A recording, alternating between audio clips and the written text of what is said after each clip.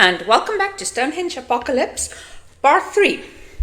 I have been told in private that I should probably cut these down in runtime, and I promise to attempt that the next time. The fact is that I wrote this script and I've already cut it into 3 parts, and you can only cut it into so many parts and it can still make sense. So next time I'll try and keep this down from however long this is going to be. But this one's still going to be long, so strap in. If you hear a background whooshing, it snowed last night, and actually it's been snowing all through the day, and they are clearing the road. So yeah, fun times, fun. Snow, it's the gift that keeps on giving. And okay, so here we are, back at Stonehenge Apocalypse. It's a fun movie. It's also a bad movie. Things can be 2 things at once, so this is where we are. And just a quick recap. The Earth is exploding. They need a MacGuffin to stop the Earth from exploding. The MacGuffin is the Antikythera mechanism. They discovered this in England, and then Castiel and Casey flew all the way to the US to go pick up the Antikythera mechanism. And this is where Castiel and Apophis Light, who is the main bad guy, had a face-off and a little tete-a-tete about why humans should not be saved. And the reason is about as much as you'd expect from a movie of the 2010s. It's humans are destroying the world, so Apophis Light might as well do it all the way and restart. Now that I say it out loud, that's a dumbass move. But anyway, that's where we are. Except while they were talking, when I suppose Apophis Light ran out of dialogue or monologue. I'm not sure. It wasn't much of a dialogue. When Apophis Light ran out of stuff to say, one of his henchmen conveniently came in and hit Castiel over the head and stole the Antikythera mechanism. The Antikythera mechanism, they shouldn't have taken in. He shouldn't have taken back inside at all. He should have taken it and Casey and left. But no, he went back in and he got whacked on the head. And now the mechanism is lost. And Casey is dead. Remember, she was shot in the back. We heard her scream. Well, you didn't. I did. I had to go over that several times. And time's running out. But Castiel's just there sleeping. And the next morning he wakes up, and obviously he doesn't know that Casey is dead, so he goes in search of her. But yeah, she's dead. She's dead. There was a guy, he shot at her, she screamed. The guy didn't go away. He was... Ooh.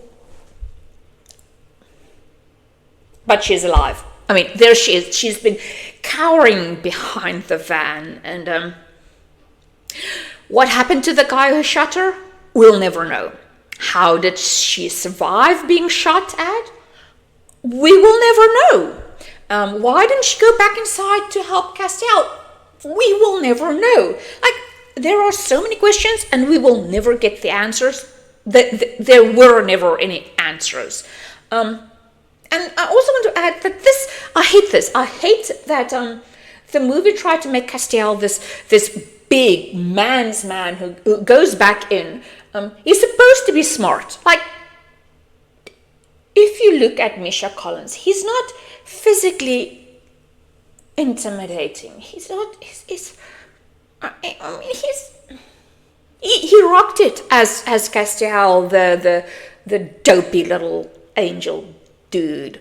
So he's not intimidating. He's not big. He's not strong.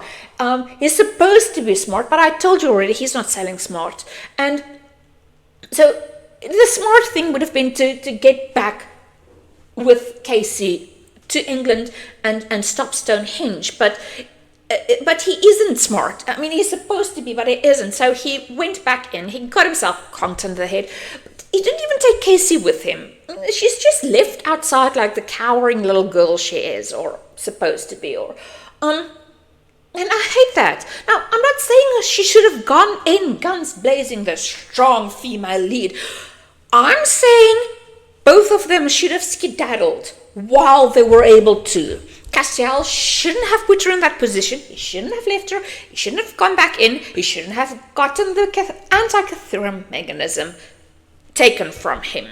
And he shouldn't have been conked on the head and lost time, because I don't know, there's no conceivable way that it's not, that the 10-hour mark after the explosion in Indonesia hasn't passed yet. Like, there's supposed to be another explosion, and it should have been at least like 5 or 6 hours ago at best, while he was sleeping. But now it's morning and they're both fine, and I don't know why they're both fine. Like, why didn't Apophis Light is intending to actually kill every human being, so why did he just leave a Castiel lying there conked on the head? He should have just killed him. He had a gun. He should have done that. Like, all his problems solved. Anyway, I'd also like to point out that this is Michelle Collins's only expression still. This guy, sometimes he looks upwards and bored, and sometimes he looks into the distance and bored. I think this is a distance and bored expression. And sometimes he looks at Apophis Light and he looks bored, but he always looks bored. And meanwhile, this is a big moment for him. This is the moment where all the little pieces come together, and he realizes that he's been betrayed, that there's also a spy at Stonehenge, and that there's a big plan. This is the moment he tells it to Casey. They should have been like really out there, like, oh crap, this is big. We should get back to England. But no, this is the only expression he can muster. And I would also like to point out that how utterly brainless Apophis Light's plan is. I mean, I tried looking for a word that describes it, but there's nothing that really has the weight of how dumb his plan was. See, Apophis Light found a piece of parchment in Egypt. On this piece of parchment is a prophecy. This prophecy is about a pyramid, or the primordial hill, in Maine, USA, a secret primordial hill in Maine, USA, and inside this primordial hill is a sanctuary for the end of the world that apparently Apophis Light had the key to initiate. But after they had entered the primordial hill, and after they had found the chamber of the sun, and of course after they've set this entire plan in motion, this chain of events which will inevitably lead to the end of the world unless they get the Antikythera mechanism, which he did not know he needed, which he did not know what it was. Only as he enters the chamber of the sun does he find out what this key should look like, but he still didn't know what it was. He had this puzzle that he didn't know he needed to solve, and he didn't know he needed to solve it. He didn't know what it was. He did not know.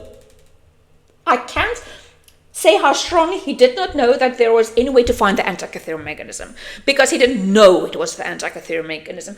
And he did not know that the Antikythera mechanism, which is supposedly to be 10,000 years or something old, had been found in recent history and was on display and accessible by anyone. And that the only way to get to this Antikythera mechanism is through Castiel.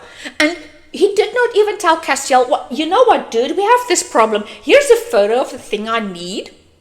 Like, that might have, if he had suspected that Castiel might know the answer, then he should have just stayed on the phone or just sent Castiel a picture of the scan and asked, wow, dude, do you know what this is? What does this remind you of? And there's no way he could have known, that Castiel would have known.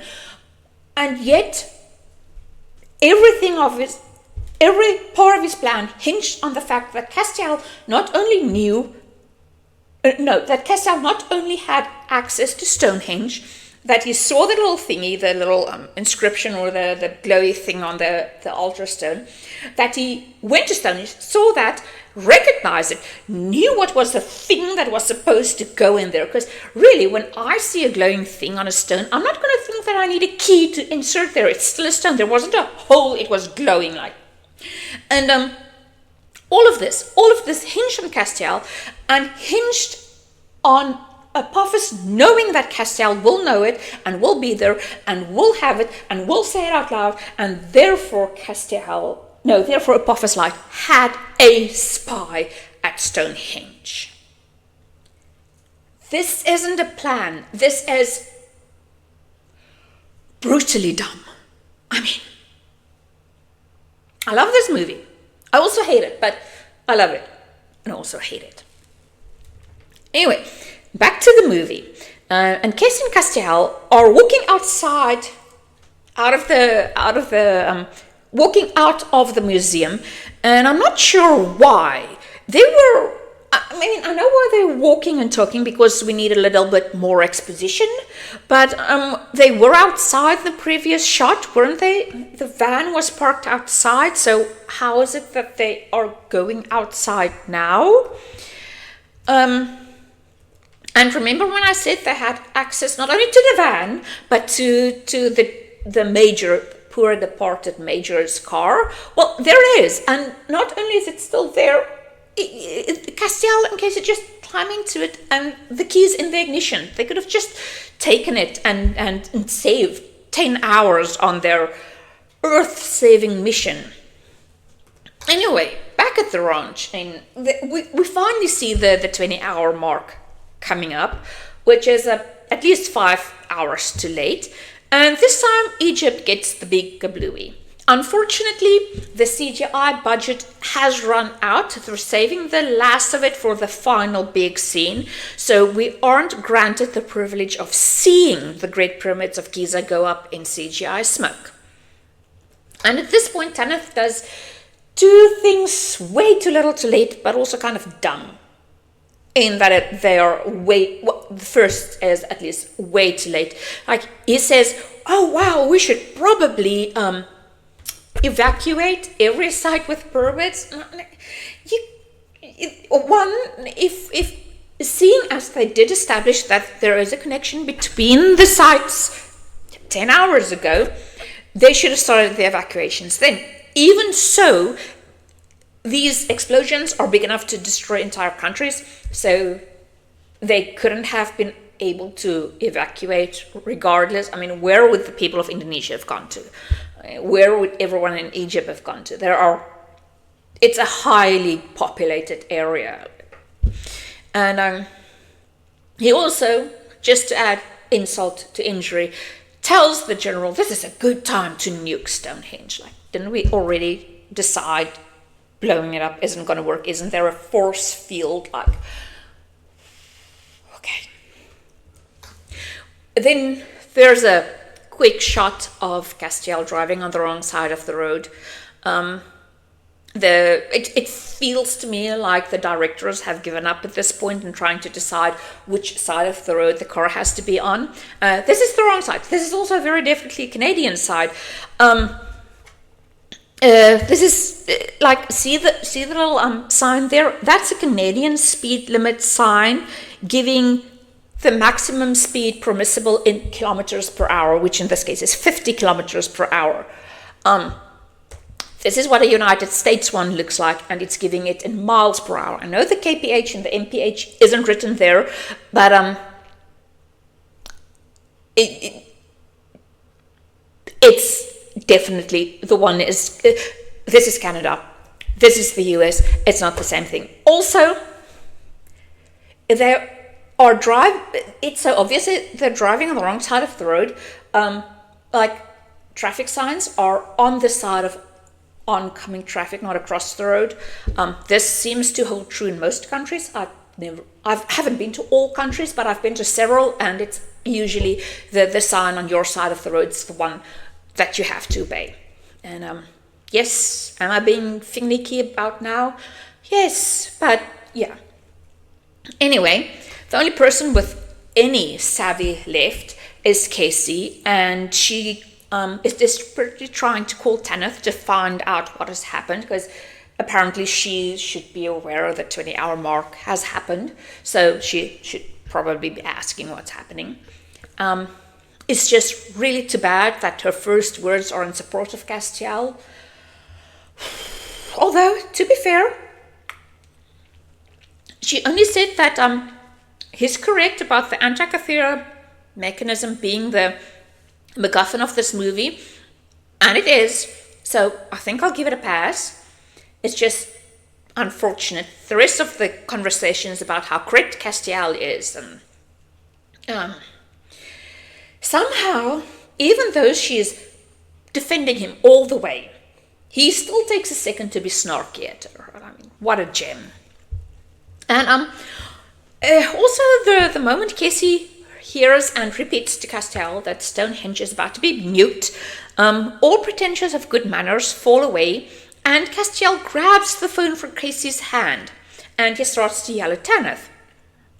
I mean, not only did Casey only have one job in this movie, to be the voice of reason to enable Castiel, but now Brother Man is taking the phone from her and talking while driving. What a bliksem. But apparently it works, and Tanith finally asks him if he needs anything, and Castiel says he needs to take the Antikythera mechanism back to... he has to get the Antikythera mechanism from Waterside, Maine. Now, I have to point out that he might have known that Apophis Light was digging in Maine, probably knew, but he did. There's no mention that he knew the exact site or that he knew it wasn't in Waterside. Like, I think Maine is big. I didn't Google it, but I think it's big, or big enough that you can't just drive through it in a few hours and look everywhere. Also, what he asks for to get him there is a small unit of heavily armed cops. And there you have it. A small unit of heavily armed cops. One of which will be destroyed soon enough. And I don't know, they're still on a deadline, so wouldn't a helicopter have been quicker, or had the police coming in with alarms blazing? I mean, why did they meet up with the police? And for that matter, why did they meet up with the police? They have been working with two different armies up to now. I say armies, but there was definitely air forces involved as well, but they were working with the military personnel of two separate countries, and now they want cops. I don't know. Anyway, back in the Primordial Hill, Apophis Light is shown to have at least a dozen followers, and yeah, I see a lot of inbreeding. I hope their MacGuffin helps with that. There's this old Outer Limits episode that actually has this. It is the follow-up episode of an earlier Outer Limits episode where Ryan Reynolds and his dad helps destroy the Earth, and then the next episode he is gone because apparently he couldn't be bothered to show up, or he got famous. And anyway, 12 people survive the New World, and then they have lots and lots and lots of babies, and apparently the MacGuffin of the episode helped them to be genetically diverse. But I sure hope that this MacGuffin does that. And introducing young George Hammond of Texas. I mean, obviously of Stargate fame. And then he also has one of the better questions of this movie. See, up to now, Castiel has been hanging out the side window with his little milligauss meter, trying to pick up the signal, and that's what Hammond of Texas asks, is like, how can this little thing be effective? And it can't be. Meters like the one he has is used to measure EM readings at very close proximity. Like, you have to actually know this thing you have over here is probably emitting EM fields to pick it up. It's like within 5 feet. I don't know what 5 feet is. I mean, it's like this much. I don't know. No, I think I'm taller than 5 feet. I actually don't know what I am in feet. Regardless, this is not how this milligauss meter works, and he's not going to pick up anything hanging out the side of a window. It's also at this point that Casey can be asked to ask Castiel about his past.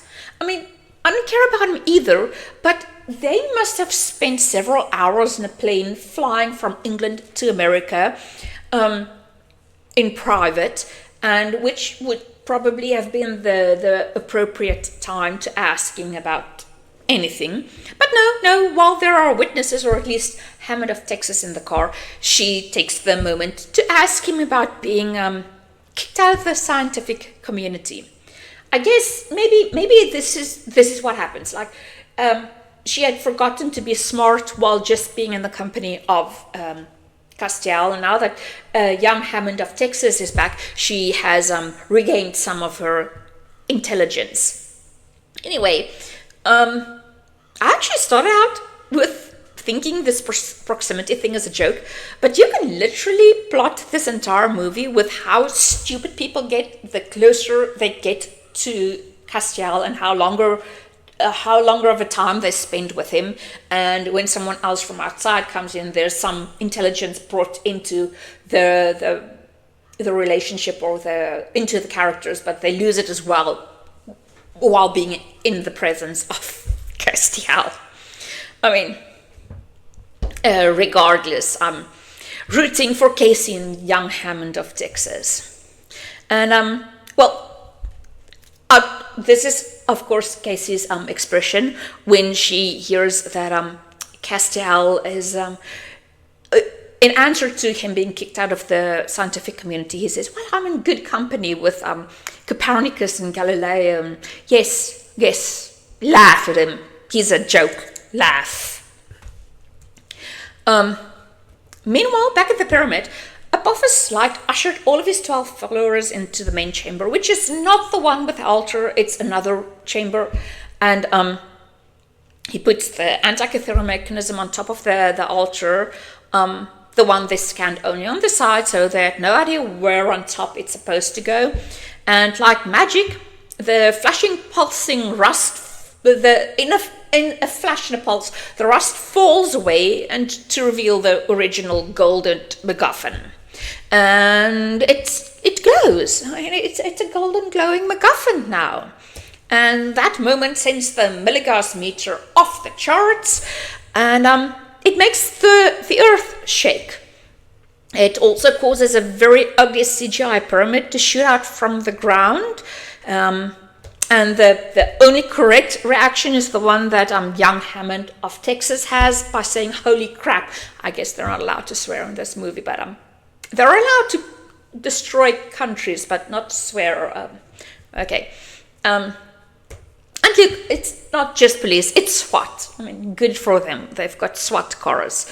I suppose that's an improvement. I mean, they are highly trained police, right? And yeah, and probably the most unexpected and hilarious moments of this movie, the ground shakes and this second vehicle just falls into the ground. Like, it's hard to get the screen capture at the correct moment, but this vehicle goes ass overhead into that crack in the road, and suddenly it's just the first car, the head car with young Hammond of Texas and Castiel and Casey left. And I guess they did it because of budgetary reasons, because now they didn't have to pay extra actors. And meanwhile, it's still a very ugly pyramid, but it's at least risen all the way. And well, apparently there were 2 more SWAT guys in the lead car. I tried to show them here, but there's one behind Casey, and then there's one on the other side of the car. And I just didn't see them before. I guess they were sitting out of shot so as to not ruin it. So when Casey and Castiel has their little discussion about his past, which makes it even worse that she asked him at that point. Like, there are several witnesses now.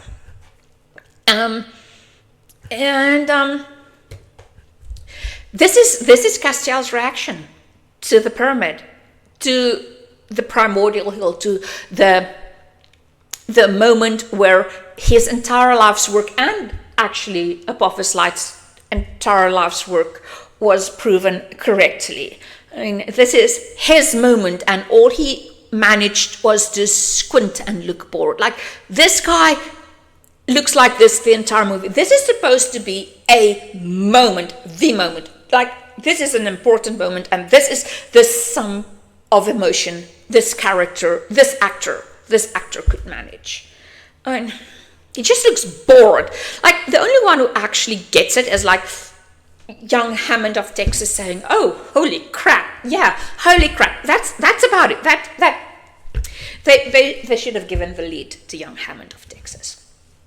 Also, young Hammond of Texas's flak jacket reads police. He's supposed to be SWAT. Is SWAT? I don't actually know if SWAT is like specialized police. Maybe I don't know. I haven't been paying attention to that.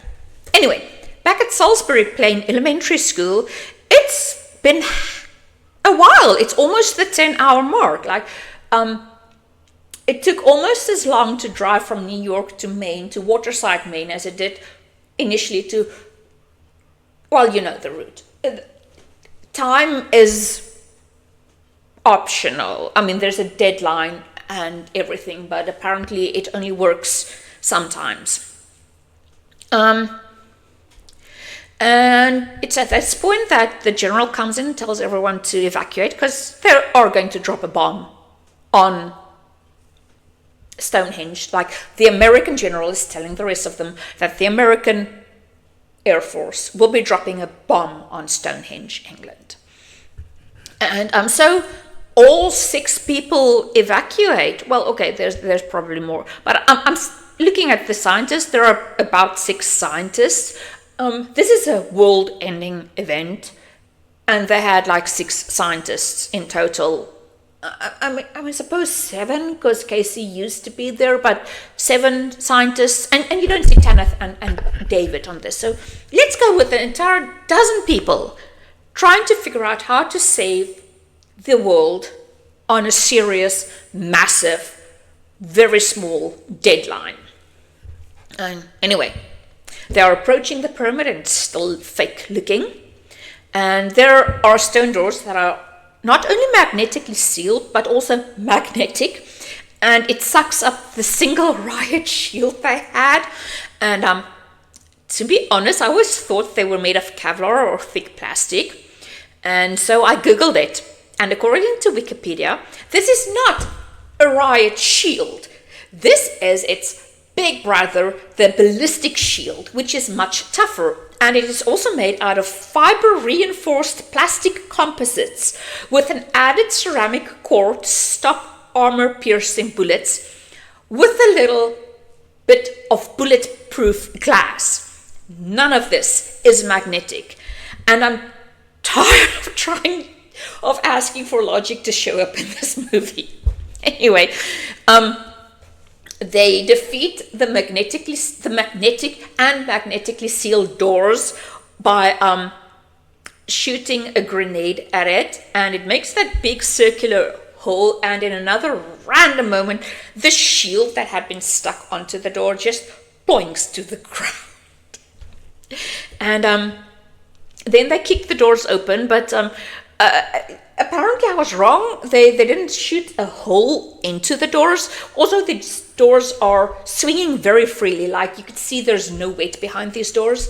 And even if that big black mark had been a scorch mark, it's gone now. Like, these are just unscorched, unmarked, lightweight doors just flapping over. And I would have tried to give you an actual shot of the troops, the 2, after they'd thrown the stun grenade in, but there's no smoke or anything. They've definitely run out of money by now. And they go in and they find the gang. Only most of the gang. Apophis Light isn't there. And so they go in search into the pyramid of him. And it is Casey, not the mighty Castiel, who recognizes the altar stone. And at this point, it did occur to me that the camera work in this movie is pretty weird. I noticed it while I was screenshotting this, and I realized almost all the scenes of Troy Higginson are the same. This one's actually kind of exceptional that it's from the side, but so many of the screenshots are just the same angle. It's very badly done. And I'm wondering, my little pet theory is that somewhere early on they realized that Misha Collins just wasn't going to help this movie at all. Like, he can talk, but he's not going to do anything. And so they decided to film everyone kind of close up. So you only get like facial expressions. I mean, in an attempt to make him look better, or at least make him look serious and intelligent or something. But seeing as he only ever worked with one expression, nobody was fooled. Of course, for some reason that makes no sense, after they shot open the magnetically sealed door, like, I didn't know magnetically sealed doors could be defeated that easily. Apparently, Apophis Light picked up the Antikythera mechanism because that altar is empty. And I would have thought the thing is still needed, but I guess once you've unlocked something, the key isn't needed anymore. I mean, apparently that's what's been happening here. Although I don't know why he ran away with it, because he did. And you'd think he would run into the pyramid or something, or have some more fail-safes within the pyramid. But no, the first thing Castiel does is run outside to go find him. And of course, Casey has to follow him, but we know that's her role. She's supposed to make Castiel make sense. He doesn't make sense, but she's supposed to enable him. And then it takes another weird headshot of Casey for her to mention that maybe he can track Apophis with the Milligauss meter. And I kind of thought the EM radiation was coming from the primordial hill. Like, it's coming from Stonehenge, so it just goes to reason that the strongest EM readings should be coming from the pyramid in Maine. So any readings that that Castiel picks up on his Milligauss reader now would not be of Apophis Light and the key, but of the pyramid. It would interfere, but what do I know? Meanwhile, in this fast-paced final act, we see the countdown has reached the 10-hour mark. And it's only Tanith, the computer lady, the general, and David who are left inside the elementary school.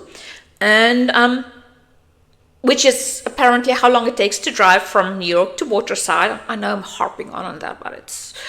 Oh, man, the time on this. Like, they showed half an hour since everyone arrived at the pyramid, so they've been running around inside the pyramid for half an hour. Anyway, back at Stonehenge, it turns out that there isn't a pyramid left to explode. I don't know if this is part of the original script or they just really ran out of CGI budget, but this time we are shown on the computer, and the computer lady tells us this because this is her job, that Stonehenge is siphoning all the power from all the ley lines onto itself. It's powering, Stonehenge is powering itself, and the rest of them are told, the four of them are told to evacuate the facility. Then we skip back to Maine, and Cassie and Castiel are chasing Apophis into woods where there's also a road. And Cassie is shot, but fortunately it's just in her arm. And Castiel has time to take off his belt and make a little tourniquet to stop the flesh wound from bleeding. This is Castiel's angry face as he goes off to confront the big bad. This is his very determined, I'm now about to end it all and save the world face. And honestly, this is Apophis Light's face, so he's in good company at this point. And they have a bit of a face-off with some exposition and back and forth, and it feels like forever, but it only lasts about 40 seconds. Like, I repeat, the big climax of this movie, the one where or the first climax, the face off between the big bad and the big good, is 40 seconds long. And after 40 seconds, Apophis tries to put Castiel out of our misery, but young Hammond of Texas interrupts him. However, young Hammond of Texas is SWAT trained, and so he misses, because of course he does. I mean, he's been in the company of Castiel for a while, so apparently his smarts have run out. And then we have this final scene. This lovely, you know how this scene works. They are up against one another. Ooh, no kinky. They're up against one another. There's a gun between them. You know the gun will sound soon enough, and then they will have shocked expressions, and then we see which one killed the other one. And we know it's going to be Castiel killing Apophis, because it's that kind of movie. And yeah, that's how the scene should have ended after this shot. But no, it's like the director couldn't trust Misha Collins, or at this point Apophis Light, to carry the weight of the scene. So when the shot rings out, this is what we see. We are given the reaction from another character. We have to see the reaction on Casey's face to know that something big has happened. And yeah, apparently she was hit with another dumb. So instead of running away, well, okay, I say this, but she probably should be going out to sea. I mean, regardless of who won, she probably should have stopped cowering and went out to see what happened. And yeah, she's met with this. This is Castiel after he had killed the big bad. After he had killed his friend, his apparently best friend. This is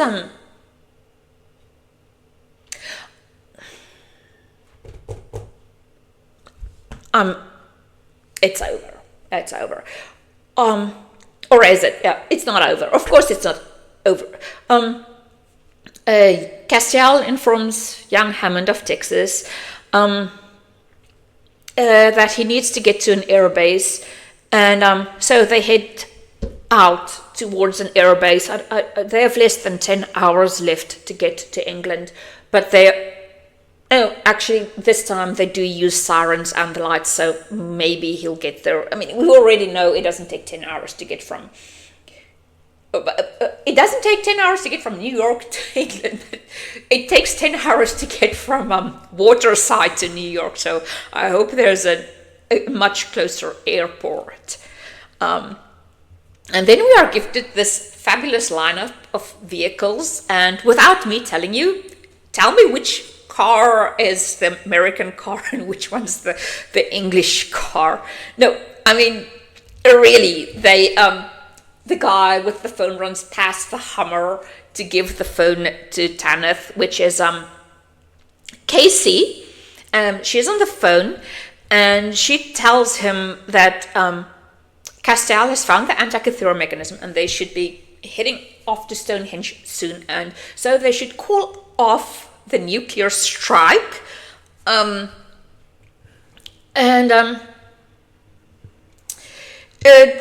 The general isn't having any of it, like he isn't,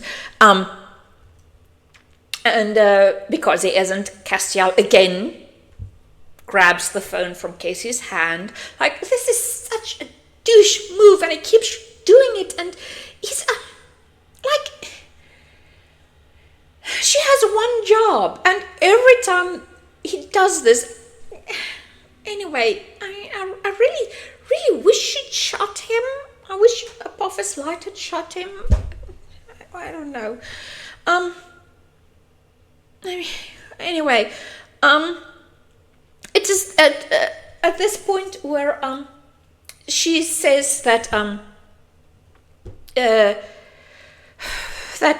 Tanith tells the general that he should probably have Castiel come over to Stonehenge to just try and stop it. I mean, they're not losing anything at this point. And if Castiel fails, they can still blow up Stonehenge, which is what the general tells him. I mean, that's what I would have said, and that's what General said. Oh yeah, I just wanted to point out that Castiel made Casey phone Tanith originally while she's trying to attend to her wounded arm. So she's awkwardly holding the phone, and yet he can't trust her. What a douche. At least the general says Castiel can come back and try to stop the explosion or stop the end of the world, and he'll even give him a supersonic jet. So yeah, he's back to being a favorite character. And logically, as I would have, Casey tells Castiel that she's going with him. I mean, she's the one that got him out there in the first place, and she's been giving him everything, and she's been fawning over him, and she only deserves to go with him in the final act. I mean, she's even taken a bullet for him at this point. But no. He tells her that she needs to get to a hospital instead. And at this point, Tanith also decides to go back to the elementary school. I don't know why the lady and David say they will go with him, but it's not like they've been actually doing anything. They weren't doing anything at the elementary school. They were observing, but not doing anything. I mean, being here out of range of the nuke or being there inside the blast area is not going to make any difference. Although there is this nice little side plot where Tanith and the general seem to build a mutual respect. That's kind of cute. That I can live with that. It's And then of course we have this one final scene that actually makes me happy.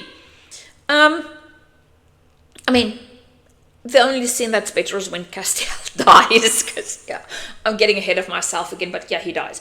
So okay, though Castiel won't allow Casey to join him in being a hero, he does hand her the ring he's been carrying on a chain around his neck the entire time. You know, the privilege award. Anyway, it's only at this point where she identifies the ring as being his award.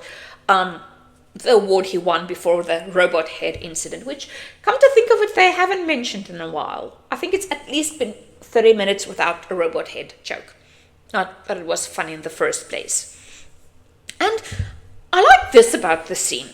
I feel like a better screenwriter would have shown at least some admiration and friendship growing between these two people. Like, it would have been a really touching, strong moment.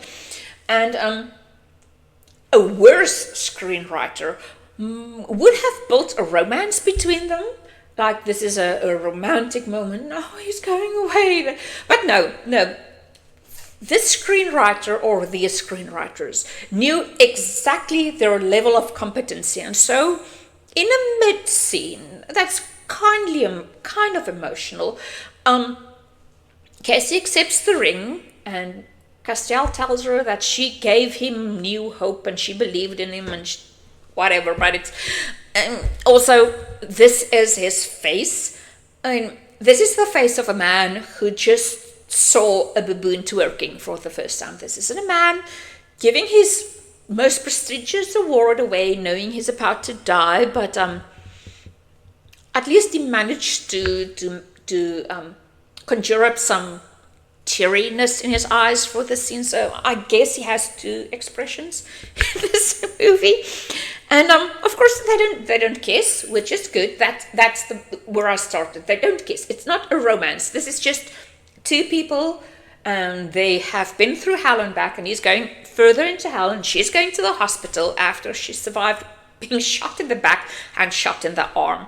And yeah, it makes me happy. They didn't try and do anything that and by they I mean the writers, the directors, and Castiel aren't capable of producing. Anyway, back in England, Castiel finally lands in a very CGI jet, and he is sent on his merry way in an actual jeep, alone. Nobody joins him. It's just him and the jeep, and I'm not even going to figure out if he's driving on the wrong side of the road at this point. I'm just not going to bother. And then at Stonehenge, back at the elementary school, we are given a final reveal.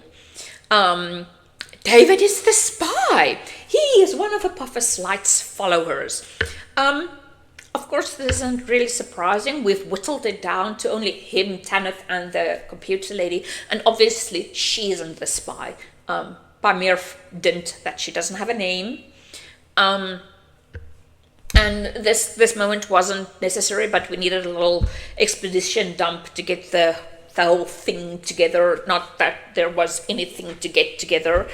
I'm also, as I was going through this, I realized I'm really annoyed at him wearing the same pair of pants, shorts. I mean, he's wearing shorts and I don't know what those things are called in English, tackies, like sneakers. I don't know where you draw the line between sneakers and running shoes. Anyway, this is his outfit for the end of the world. He knew he was going into work today at the end of the world. This is going to be the final day of the earth, and this is the outfit he chose. Like, really, dude? Why didn't you show up at least in a suit? Like, is this your end of the world outfit?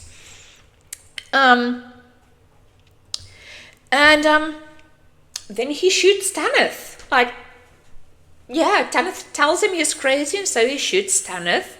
And then he talks to the computer lady, which he actually calls Marla.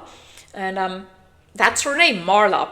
And he shoots her, but he shoots her off screen, so you only hear her scream. And unlike the miraculous Casey, she's just dead. She screams and she's dead.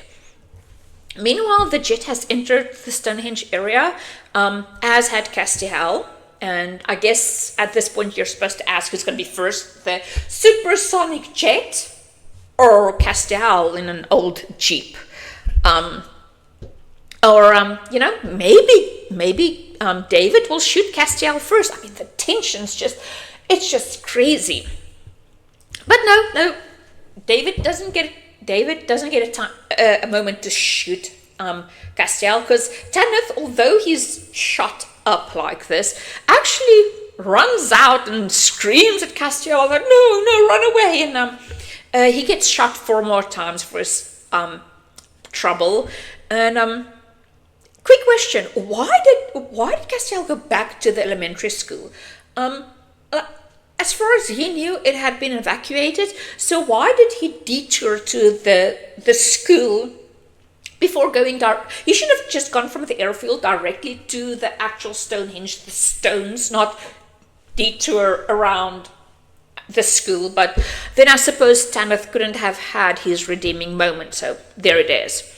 And as David runs after Castiel, he shoots at him, and this scene's supposed to be very tense, I suppose, but nothing looks tense in those shorts and sneakers. Like, no, dude, you're not selling tense. That's a very stupid moment.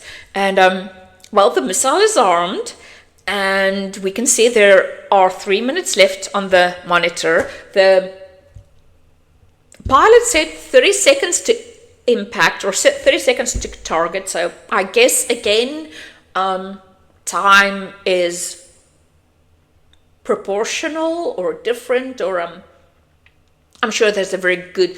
It's like there's a. You know what? Never mind. Time doesn't function the way it should. I also have to wonder, with regardless if it's 3 minutes or 30 seconds, why did the American Army or the American Air Force leave it until the final minute to nuke Stonehenge? Like, wouldn't it have been better to do it and get it done with? But no, you're cutting it very close to the end of the world. But then again, we wouldn't have been able to see David with that expression shooting at Castiel with his puny gun. And now we're 10 seconds in from the target, and the airplane is experiencing aim interference, something which everyone already knew. But yeah, it's like, oh wow, we're experiencing electronic problems, and Castiel is still a ways out, and David is still shooting at him. And I don't know.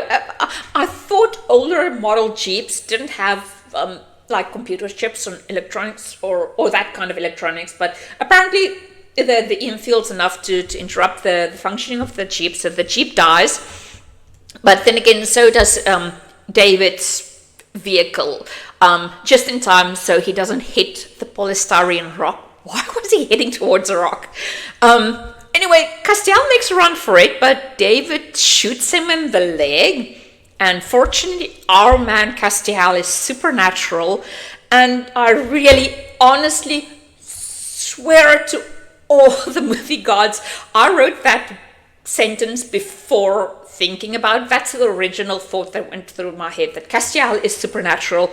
And he knows he's the hero of this movie, and so he runs on his shot up leg.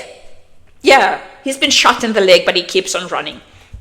And David shoots at him once more, and this time Castiel goes down just meters away from the altar stone, and we get to see the airplane inbound. The airplane, it's going to drop the bomb manually, or as they said, the old-fashioned way, which I still feel they need electronics for that, but anyway, apparently it should work. But our man Castiel isn't done yet, but neither is David. And he picks up the anti-catherium mechanism, and he also steps on Castiel's fingers. Like, he actually takes the time to step on his fingers, and for the first time, I mean, this guy has been shot in the leg, and he's been running on the shot leg. But now that David is stepping on his fingers in those soft-soled shoes, Castiel finally cries out, like, finger stepping is his kryptonite, not a bullet. Like, this guy's also been shot in the back, but no, now he screams. And with literal seconds left, like 8 seconds, David takes the time to make a joke to Castiel about the aliens on the moon. And this apparently angers Castiel enough to give him that final oomph, that final moment. And as his final act on Earth, he jumps up, grabs David, and slams that anti-catherium mechanism onto the altar. In the perfect spot, right first time, and it's still clutched in David's hand, and he's shouting, "It was a robot head!" In a place of bad CGI lightning, Castiel is finally put out of our misery, and it's not as easy to see, but the nuclear missile is just disassembled. It's just deconstructed in mid-air. I don't know what happened to the explosive core or the explosive, mind you, because I'm not going to go into how that works. The nuke has been disassembled. Stonehenge isn't being blown up. The world is saved. The general looks on, and when it pans back, you can see he's very much within range of the nuclear blast, or at least the fallout. So I don't know, but he's having his moment. The world is saved. The Stonehenge isn't exploding anymore, and Tanith is dead. So he's having his moment. Like, yay, the world is saved. And to round this atrocity of a movie off, we then cut to the sun rising behind a very despondent-looking planet. And you hear the voiceover of a news anchor saying that it will take years for the volcanic ash to clear from the atmosphere. So I hope they enjoy their volcanic ash winter.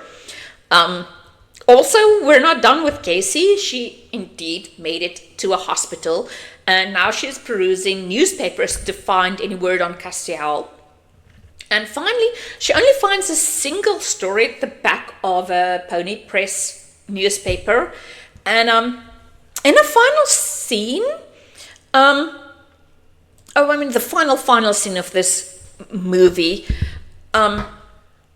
she seems to have been inspired by everything to take over Castiel's radio station. In a moving voiceover, we get his introductory speech. You know, we actually hear him like we heard him the first seconds of the movie. And then it fades into Casey's voice. continuing the little speech, like we're here for the truth, we want to know the real deal or whatever. And she says, I'm Dr. Casey Leeds, and we are here for the truth, or we're here for the real story. And I don't know, I feel that she would be the most sought after person in the world right now. There is no way to cover up the things that had happened. There were explosions, there were volcanoes going off, there's a volcanic winter, and she's the only one who knows all the parts. Like, you can't hide that. She would not have been shunned. She would be on every news station. She would be publishing papers. She would have book deals and everything. And Castiel, he wouldn't be shunned either. Like, he wouldn't have been relegated to a backstory. He would be front page news, like, Castiel saved the world, or hero dies saving the world, and the one who tells his story is Casey. That's what they were building up to. I don't know why she would retreat to a small town somewhere in the US. I don't know where in the US his studio is, his basement and radio is. I think it was in Maine, but I might be wrong. And I don't even know if she would have known about his little radio show. Like, the first time she really asked him something was in the car, and then she asked him about his being kicked out of the scientific community. Like, why would she know about his little house and his little radio station, and why would she go there, and how would she fund this? And I mean, it makes for a pretty neat bookend to the movie, but it's really dumb. It's really dumb. And, yeah, we're done. I'm not done, but the movie is done. So, cat ears. I've got lots of cats. Anyway, so, I want to tell you that I did my due diligence, and I counted how many shots David fired with his puny gun. I have it on good authority that this is probably a Walter PPK, James Bond's gun. And, now, even giving David the benefit of the doubt that he reloaded after his first 2 shots. Like, he shot Tanith, and then he shot Marla, and then he reloaded. He still shot 21 times. He fired, you could hear 21 shots going off without him reloading, without him having the time to reload. When he steps on Castiel's fingers, you can see there's still a round left in the chamber. Semi-automatic pistols, such as this, the slide sticks to the back when the final round has been fired to let you know there are no more bullets. So there must be, if you look at this, the slide isn't sticking, so there's still one more round left. So that's 22 shots.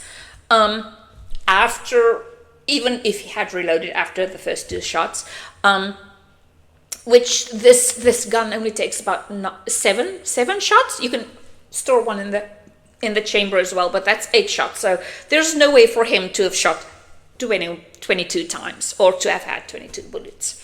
Personally, I feel that if Casey had been the one to do the shooting, we would have at least seen her reload, because apparently she's the only one in the movie she and mostly Hammond of Texas, who made any sense. Like, still all the way on Team Casey and Team Young Hammond of Texas. And as a final direct remark of the movie, the credits are a mess. Like, Castiel, Casey, David, and the computer lady are listed only by their first names. But Tanith has his title and his surname, even though they called him John more often than Dr. Trousdale. The 2 military men have their ranks. I mean, there's just no consistency. And Above his light is only listed by his last name is Lashem. He's Dr. Joseph Lashem. I mean, if the writers had gone to all the trouble to giving these characters titles, names, and last names, they should have added it there. Like, they should have credited them in that way. And yeah, I know I've been complaining about this movie, and it is pretty bad. I mean, it's the plot falls apart. But even so, there is something very pre-Marvel about this movie. I mean, yeah, the plot is thin, but it tries its best to stick to its own internal logic. This is something that later Marvel movies could not manage, including and especially the movie which turned me off of Marvel once and for all, Ant-Man. I mean, in the beginning of Ant-Man, Pym, is it Dr. Pym? Don't care. Pym pointedly explains that even though the Pym particle shrinks you, your weight never changes, even if your size does. Yet he carries a tank around on a keychain, and later on, Ant-Man rides on the back of an ant. Like, that ant should have just split into directly.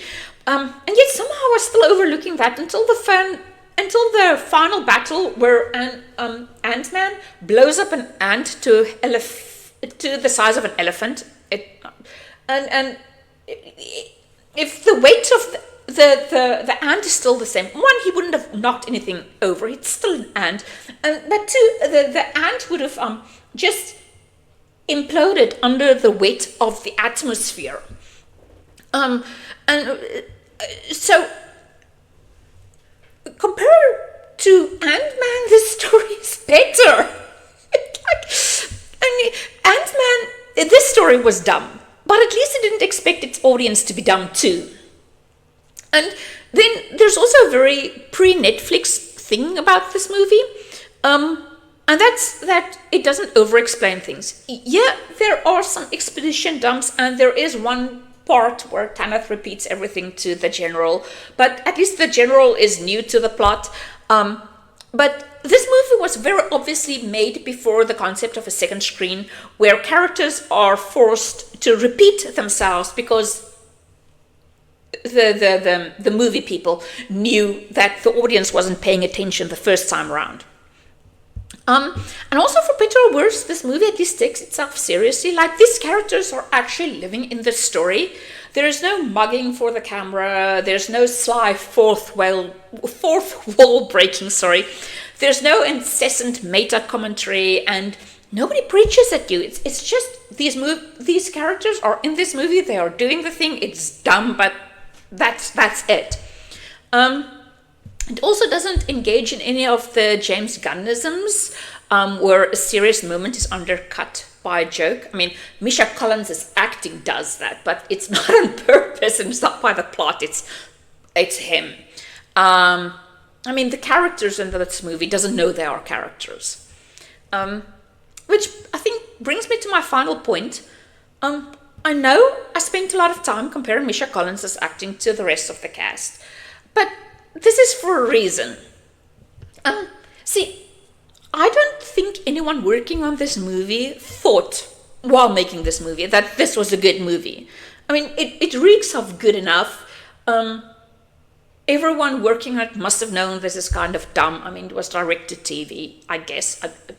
I guess it was direct-to-TV. Even now, it's pretty hard to come by. Like, I have to search everywhere. So yeah, it reeks of good enough. Yet, you can see that the rest of the crew, the actors, they gave it their all. And, I mean, so did the rest. I mean, you could see there wasn't much of a CGI budget, but the CGI guys did the thing. They tried their best. And the only people not giving it their all seem to have been Misha Collins and the writers, because the writers. And even from the first time I've watched this movie, and I've maybe watched this a dozen times by now, because that's why it's so long, because I've been building up a lot of emotions about this movie. But even the first time I watched it, I could see that Misha Collins thought that this movie was beneath him. And I have no respect for actors like that. Regardless of the quality of the work, you should have some professionalism. And that, for that matter, I have more respect for Nicolas Cage, even though some of his movies are utter drag. But at least every movie he shows up in, he gives it his all. He likes acting. He's doing acting. It's a bad movie. He's getting the job done, and he's doing his job, because this is what it is. It's their job. He is giving it his all, even if the movie is dumb. And as such, I respect him as an actor. Whereas someone like Idris Elba famously complained about how he realized he could have been doing something better with his life while he was being paid a lot of money to be in a Marvel movie. Like, yes, you're in a Marvel movie, but also this is the thing that's going to put you on the map, and he's probably paid a lot. And I don't respect actors for that. Like, be professional. This is your job. Even if it's a menial compared to other projects, this is your job. Show some professionalism. And I'm thinking that if they gave this the main role to Hammond of Texas, I don't know his real name. I mean, this movie might have been doubly as good as it is. Anyway, I suppose Misha Collins was a name back in 2010, and anyway, that's it. If you are with me up to now, because I know this has been an hour or more. If you're up to here, thank you very much. Like or dislike. Some numbnut just came in, disliked, and left. I don't know why, but anyway, I'm still growing this little channel. My next project, big one, which will be multi-months long, is I'm gonna give my opinion on every episode of Stargate Atlantis, but only the first 3 seasons, and I'll get to why only the first 3 seasons when I get to it. So anyway, like, comment, subscribe, and I'll be doing some more stuff in the future, and see you. Bye.